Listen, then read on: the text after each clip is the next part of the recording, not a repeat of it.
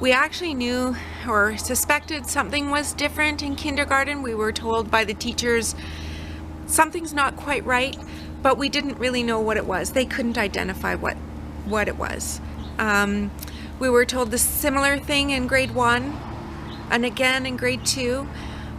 But we found that we just dismissed it because our son's born late in the year, and I thought, well, he'll just learn to read in an afternoon or want to read.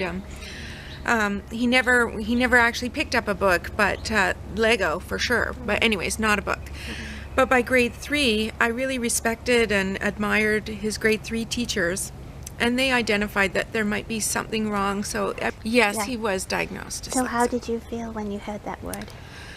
When I heard that word, I was scared. I thought he was going to have a very difficult life. I thought that he would probably never enjoy reading.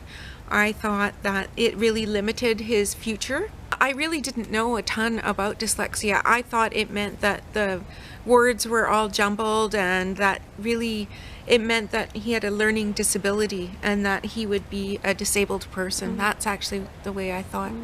We actually did tell Ben, and surprisingly, he took ownership of it and just went, "Oh, that's what the problem is." I was actually shocked that that was his response, and I was excited to find out that he was gifted as well. Right, we tried a number of programs. Some eye exercises, some different kind of tutoring through the Orton Gillingham people, and then and also LAC at school, the Learning Center. But again, nothing was really helping, and I had fortunately enough saved an article about dyslexia that featured Sue Hall and the gift of dyslexia. At first, I gotta admit, Sue, I did not understand the program at all. You talked about a book that the program was based on, and of course I'm one of these parents, like, I just want to fix everything. So I immediately came over, I think within 10 minutes, and bought the book right from you. I tried to read it, to be honest, and I found it, I didn't quite understand where it was going. It didn't make a lot of sense to me. But I did ask my husband to read it, and he was delighted that it actually seemed like something he could identify with. It was confirmed that my son does have the gift of dyslexia. And when Ben left, how did he feel? He really felt understood, and he could identify with the learning style that you were proposing. He thought it was the right thing for him.